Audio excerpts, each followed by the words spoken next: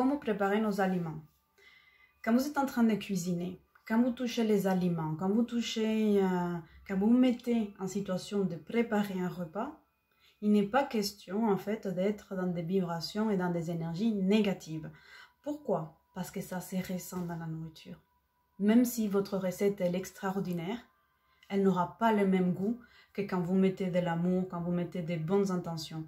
Si vous êtes contrarié, si vous êtes fâché, si vous venez de vous disputer, vous pouvez le dire clairement, ben là, aujourd'hui je ne me sens pas de faire à manger. Je préfère qu'on fasse réchauffer quelque chose, une pizza, j'en sais rien, on commande un truc. Mais ne mangez pas quelque chose que vous-même vous avez élaboré en étant contrarié. Pourquoi? D'une, parce que vous amenez des mauvaises énergies. Sachez que notre système immunitaire, il peut être modifié par nos pensées.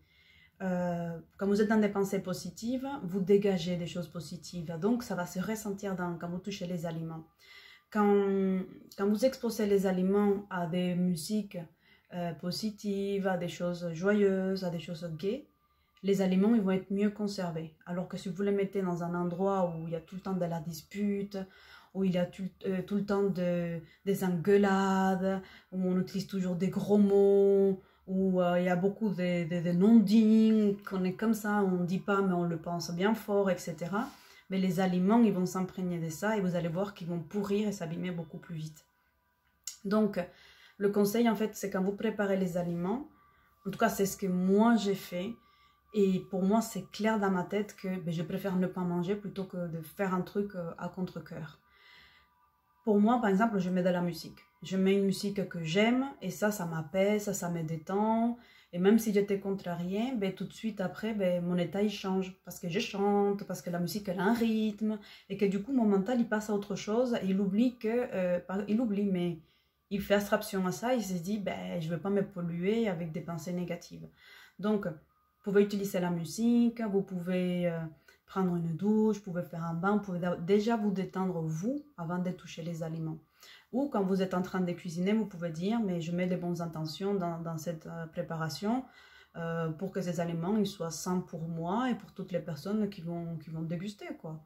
Donc dans la mesure où vous mettez les bonnes intentions, vous allez voir qu'il y a la nourriture, elle prend vraiment un autre goût. Parce que des fois, il y a des choses tellement bêtes, tellement simples que je prépare et que les personnes disent waouh, c'est super bon.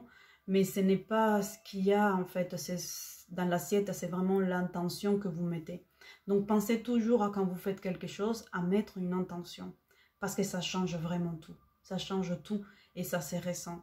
C'est pour ça que par exemple quand vous allez dans un restaurant, en tout cas dans les fast-food, j'ai toujours ces souvenirs-là. Quand j'avais été au Canada, j'avais invité, par hasard, j'avais un professeur que j'avais connu en Inde. Il s'est retrouvé au Canada, à 3 rues de là où j'avais été, alors que je ne savais même pas, et c'était le hasard si le hasard existe.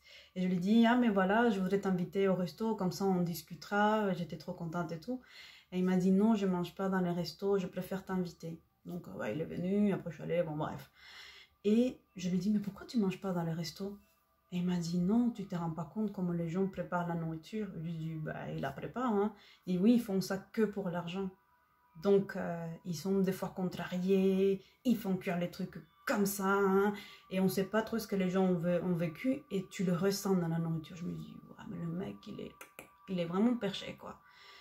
Et en fait, je fais une analyse, c'est que, par exemple, quand on achète dans la restauration rapide, certes, sur le coup, c'est bon, parce qu'on ne le prépare pas, on n'a pas la vaisselle à gérer, on n'a pas tout ça à faire, mais le sentiment de satiété, pouf, il estompé vite. Très vite on a faim. Très vite on se dit, mince, mais je viens de manger, comment ça se fait que j'ai déjà faim, comment ça se fait que j'ai déjà encore. Et en fait, c'est que c'est juste de la densité de la matière, mais pas de la densité émotionnelle, la densité de l'âme. Donc mettez votre cœur, mettez votre âme dans ce que vous faites. Vous allez voir que vous allez avoir des bonnes vibrations, vous allez pouvoir transmettre et partager des repas délicieux avec vous-même et avec tous les gens qui vont goûter vos plats. Vous allez transmettre et donner de l'amour. Et ça crée aussi du bon karma. Ça fait augmenter aussi votre taux vibratoire. J'espère que ça vous a aidé. À bientôt. Ciao, ciao.